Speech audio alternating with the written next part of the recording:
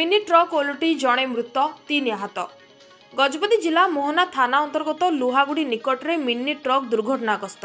दुर्घटन जड़े व्यक्ति मृत्यु घटिता बेले 3 जन आहत होइछन्ति। मृत व्यक्ति जनक हेले गाड़ी चालक पुड़ामारी ग्रामर किरण महांती। आहत होइतिबा 3 जन व्यक्ति हेले पुड़ामारी ग्रामर बादल नायक, राजनापल्ली ग्रामर पवित्र मल्लिक और श्रीभत्स मल्लिक।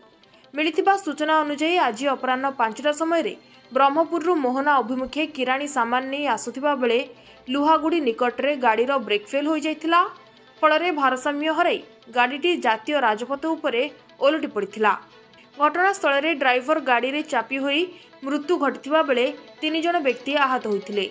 दुर्घटनास्थल में स्थानीय लोके 3 आहतों को उद्धार करी 108 आंबुलांस जोगे मोहना मेडिकल रे भर्ती करी प्राथमिक चिकित्सा कराइछन्ति।